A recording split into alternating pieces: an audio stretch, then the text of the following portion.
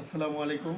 আমি রায়হান আহমদ, সভাপতি প্রতিষ্ঠাতা বিশ্ব মানবাধিকার রক্ষা সংঘ এবং পরিচালক ও প্রতিষ্ঠাতা রায়হান আহমদ একাডেমি। মাইটোসিস কোষ বিভাজনের যে ধাপসমূহ এগুলো নিয়ে আপনাদের সামনে আলোচনা করব। প্রোফেজ হলো মাইটোসিসের প্রথম ধাপ। এই ধাপে কোষের নিউক্লিয়াসের আকার বড় হয়। এই ধাপের শুরুতে কোষের প্রতিটি ক্রোমোজোমের সঙ্গে তার প্রতিলিপি সেন্ট্রোমিয়ারে যুক্ত থাকে এবং যেগুলোকে ক্রোমাটিড বলা হয়। এগুলো হলো প্রোফেজের কি ক্যারেক্টারিস্টিক্স। মেটাফেজ এ পর্যায়ে নিউক্লিয়াসের অভ্যন্তরে নির্মিত দুই মেরু বিশিষ্ট তন্তুগুলো স্পিন্ডল যন্ত্রের মাঝামাঝি জায়গায় বিষমীয় ক্রোমোজোমগুলো বিন্যস্ত হয়। স্পিন্ডল তন্তু। অ্যানাফেজ কোষ বিভাজনের এই পর্যায়ে প্রতিটি ক্রোমোজোম সেন্ট্রোমিয়ারে বিভক্ত হওয়ার ফলে ক্রোমাটিড দুইটি আলাদা হয়ে পড়ে এবং ক্রোমাটিড দুইটিকে অপত্য ক্রোমোজোম বলে এবং দুইটিতেই একটি করে সেন্ট্রোমিয়ার সংযুক্ত থাকে। টেলোফেজ মাইটোসিস কোষ বিভাজনের শেষ পর্যায়ে হলো টেলোফেজ। এই পর্যায়ে অপত্য ক্রোমোজোমগুলো বিপরীত মেরুতে এসে পৌঁছায়। ক্রোমোজোমগুলো ধীরে ধীরে আবার সরু লম্বা হয়, আকার ধারণ করে এবং নিউক্লিয়াস এবং নিউক্লিয়ার মেমব্রেন মানে নিউক্লিয়াসের যে পর্দা, নিউক্লিয়ার মেমব্রেন পুনরাবৃত্তি ঘটে, যার ফলে দুই মেরুতে দুটি অপত্য নিউক্লিয়াস গঠিত হয়। স্পিন্ডল যন্ত্রের কাঠামো ধীরে ধীরে অদৃশ্য হতে থাকে এবং সবশেষে বিলুপ্ত হয়ে যায় টেলোফেজ দশায়। টেলোফেজ দশায় স্পিন্ডল যন্ত্রগুলো পুরোপুরি বিলুপ্ত হয়ে যায়। স্পিন্ডল যন্ত্র এগুলো সাইটোকাইনেসিস যে প্রক্রিয়ায় বিভাজনত কোষের সাইটোপ্লাজম দুভাবে বিভক্ত হয় তাকে সাইটোকাইনেসিস বলে। এ পর্যায়ে নিউক্লিয়াসের বিভাজনের সঙ্গে সঙ্গে কোষের মধ্যবর্তী অংশে নিউক্লিয়ার মেমব্রেনের উভয় পাশ থেকে দুইটি খাঁজ সৃষ্টি হয়। এ খাঁজ ক্রমান্বয়ে গভীরে মিলিত হয়ে দুইটি কোষ বিভাজন হয়। সাইটোপ্লাজমের অঙ্গাণু সমূহকে সমবন্টন ঘটে, যার ফলে দুইটি অপত্য কোষ সৃষ্টি হয়।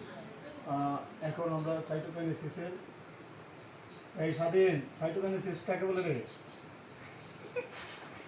এদিন বলো হ্যাঁ, আরো হোয়াট ডাজ সাইটোকাইনেসিস মিন? এরপরে সাইটোকাইনেসিসের পরে ইন্টারফেজ দশা। কোষ এত বড় একটা বিশাল যে পথ পাড়ি দিছে, এরপরে কোষের বিভাজনের হইতে তারপরে ইন্টারফেজ দশা। ইন্টারফেজ মানে কি? বিরতি। ইন্টারফেজ কি? বিরতি মানে দুইটা কোষের মধ্যে একটা ইন্টারফেস দশা। এই দশাটাকে বলা হয় বিরতি। মাতৃকোষের প্রতিটি ক্রোমোজোমের একটি অবিকল প্রতিলিপি তৈরি হয়ে বিভাজন প্রক্রিয়ার জন্য প্রস্তুত হয়। বিভাজন প্রক্রিয়ার জন্য প্রস্তুত হয় ইন্টারফেস দশাতে। আর ইন্টারফেস মানে একটা দশা থেকে আরেকটা দশার আগে বিরতি পর্যায়ে। এটা হলো মাইটোসিস এর বিভিন্ন ধাপ। সাধারণত কোষ বিভাজন বা সেল ডিভিশন তিনটি প্রক্রিয়া: অ্যামাইটোসিস, মাইটোসিস এবং মেয়োসিস। অ্যামাইটোসিস প্রক্রিয়ায় কোষ বিভাজিত হয়ে অ্যামিবা, ব্যাকটেরিয়া, বিলাপ, সবুজ শৈবাল যেগুলো আদিকোষী প্রোক্যারিওটিক, এই কোষে এককোষী জীবে অ্যামাইটোসিস প্রক্রিয়া হয়। আর মানুষ বহুকোষী প্রাণীতে মাইটোসিস হয় সাধারণত দেহকোষে, এবং জনন কোষে মিয়োসিস প্রক্রিয়া হয়। সাইটোপ্লাজম বা কোষ বিভাজন মানুষের জীবনে অতীব গুরুত্বপূর্ণ।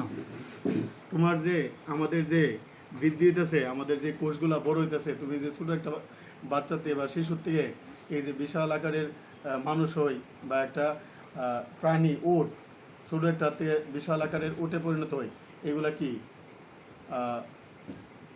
মাইটোসিস প্রক্রিয়ার মাধ্যমে হয়। সুতরাং কোষ বিভাজন জীবের বহুকোষী জীবের জাইগোট নামক একটি মাত্র কোষ হতে মাইটোসিস বিভাজনের মাধ্যমে দৈহিক বৃদ্ধি সম্পন্ন হয়। মাইটোসিস কোষ বিভাজনের মাধ্যমেই মাইটোসিসের স্বাভাবিক আকার, আকৃতি, আয়তন ও গুণাগুণ অপত্য কোষে বজায় থাকে।